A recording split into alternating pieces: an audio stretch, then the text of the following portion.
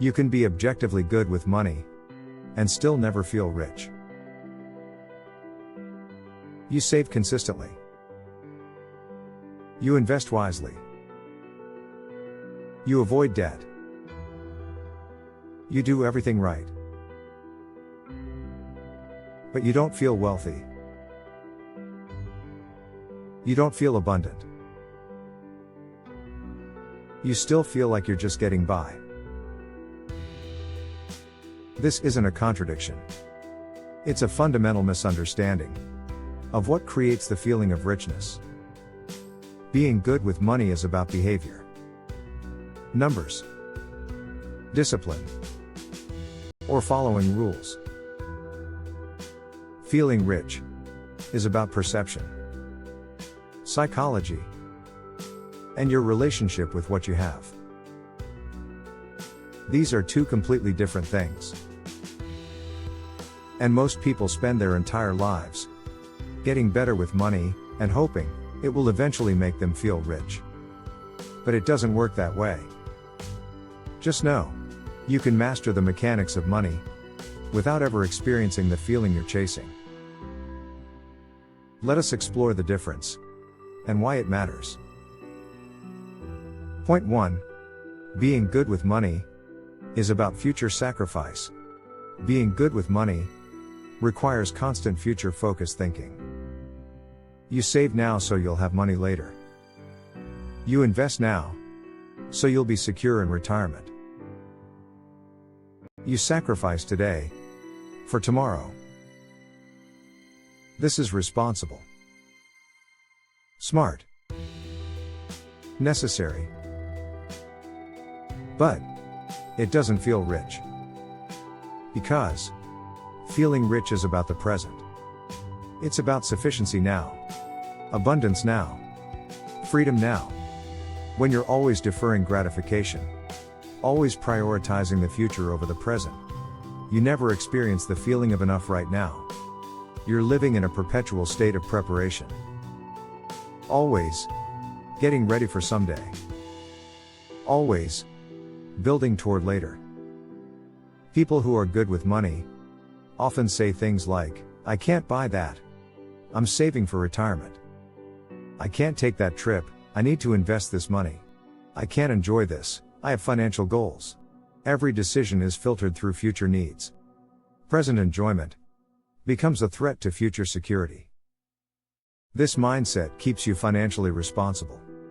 But it also keeps you feeling scarce. Because scarcity is the core belief driving the behavior. I need to protect and accumulate because there might not be enough later. You're operating from fear of future lack, not from present abundance. So even as your net worth grows, the feeling of richness never arrives. Because you're not allowing yourself to feel it. You're too busy preparing for a future that never quite becomes now. Being good with money is about discipline and sacrifice. Feeling rich is about permission and presence. And you can have one without the other.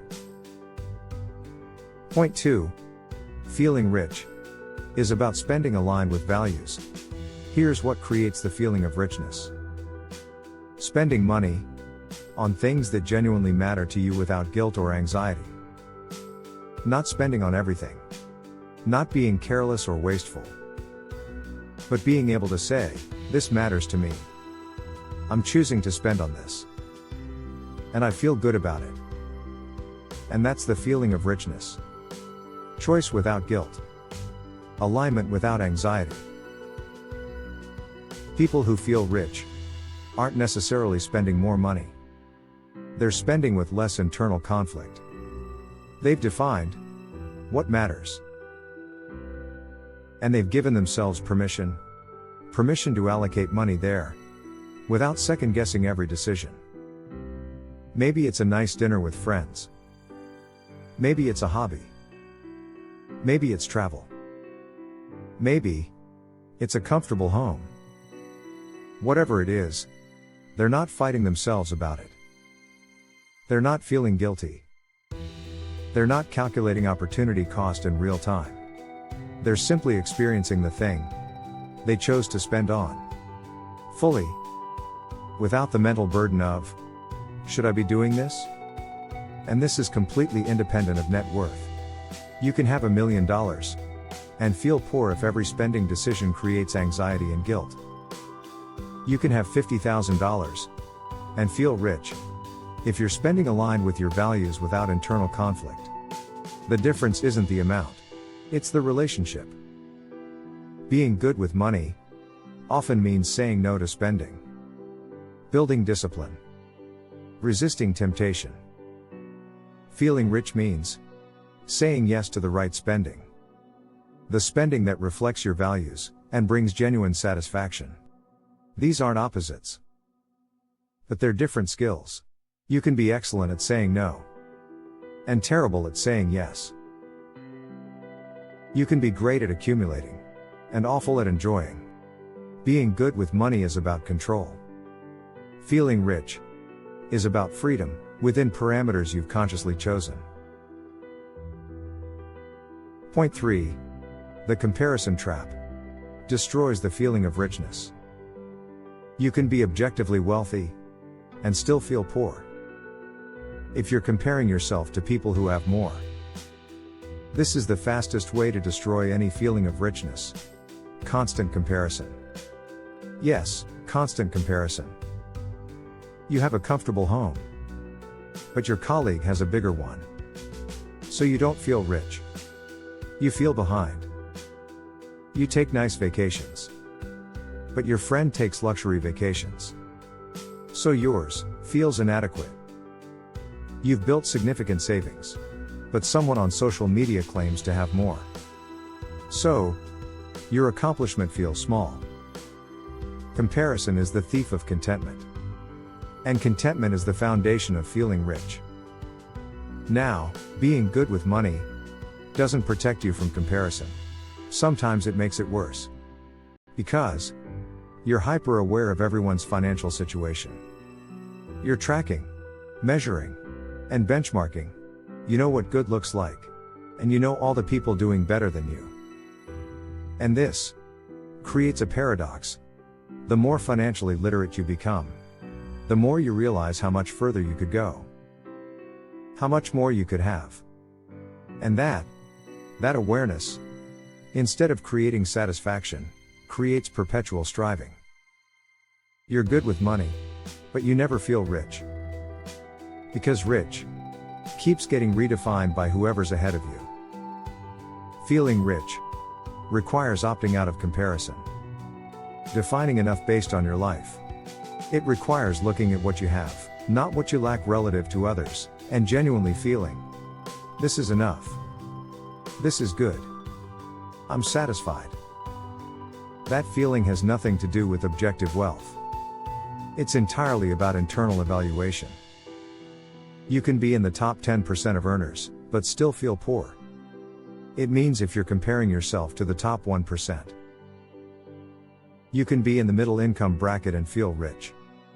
If you're measuring against your own past and your own values. Being good with money is about external standards. Feeling rich is about internal standards. And until you shift from external to internal evaluation, more money won't create the feeling you want. Point 4. Feeling rich is a permission structure, not a net worth. Here's the final insight. Feeling rich is about giving yourself permission to feel it. It's not something that happens automatically when you hit a certain number. It's a choice, a decision, a way of relating to what you already have. Many people never give themselves permission to feel rich, no matter how much they accumulate, because they're waiting for external validation. Waiting for someone to tell them, now you're wealthy. Now you can relax. But that validation never comes. Because there's no objective threshold for rich. There's always more to accumulate. Always another milestone. Always someone wealthier. So you keep waiting. And the feeling never arrives. Feeling rich requires consciously deciding, I have enough. I'm going to experience this as abundance, not scarcity. Not because you have everything, but because you've defined what enough means and you've reached it. Not because you're done accumulating, but because you're allowing yourself to feel satisfied with where you are right now. This doesn't mean stopping financial growth. And it doesn't mean becoming complacent. It means shifting your internal narrative from "I'm still working toward enough" to "I have enough right now." And that shift, that very shift, changes everything. Being good with money is about mastering the external game. Earning, saving, investing, and optimizing. But feeling rich is about mastering the internal game. It's about permission, satisfaction, gratitude, and presence. It's true, you need both. But most people only focus on the external. And they spend their entire lives financially successful, but emotionally unsatisfied. Because they never learn to give themselves permission to feel rich. So you might ask, what's the real lesson here? Being good with money and feeling rich are two different things. Being good with money is about discipline, future focus, and sacrifice.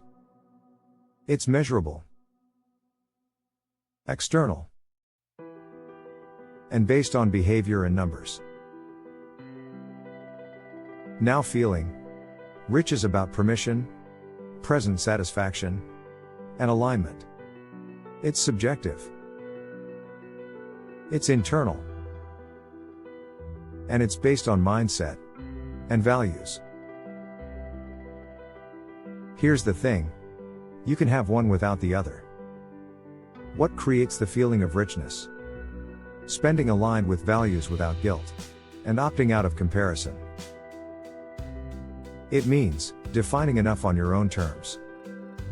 And giving yourself permission to feel satisfied right now. Not when you hit some future milestone. Now. If this helped you think differently about wealth and satisfaction, make sure to like, comment, and subscribe. Check out all our videos on money psychology and mindset. Thanks for watching.